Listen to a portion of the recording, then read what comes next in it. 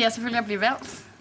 Det er valgkampen. Det er det valgkampen går ud på. Det er selvfølgelig at komme ud og snakke med en masse mennesker, og så er det altså også at blive valgt. SF ligger lige nu til for 2, så det kan faktisk blive rigtig spændende. Så du garanterer, hvad du tænker at kæmpe for, når du kommer ind?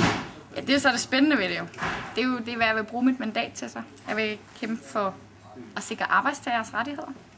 Så vil jeg kæmpe for, at vi får løst klimaudfordringer med en meget ambitiøs indsats, og også skabt en masse jobs i den forbindelse med New Green Deal, eller bare ny grøn vækst for dansk.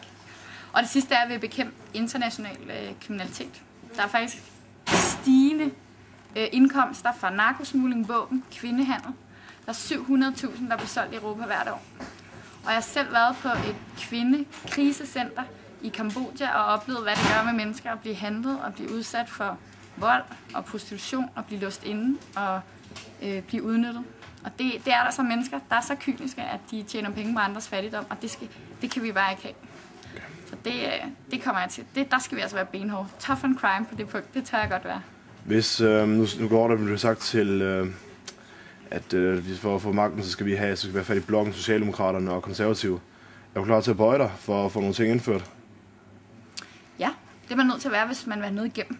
Men jeg tror, langt hen ad vejen, der vil vores alliancepartnere være Socialdemokraterne leder, den store gruppe, GUE-gruppen, Socialisterne, og så den grønne gruppe, som vi selv sidder i.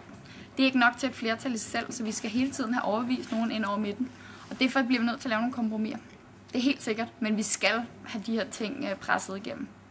Så den er bemærkning om, at det radikale venstre, de står som tunge på vægtskålen, bevæger sig begge retninger? Nej, det er noget fis. Det er noget fis med den der lille liberale gruppe. Altså, det lyder da meget pænt, ikke? Muligvis. Jeg tror faktisk, det skulle være udmærket. Hvor mange minutter var du på?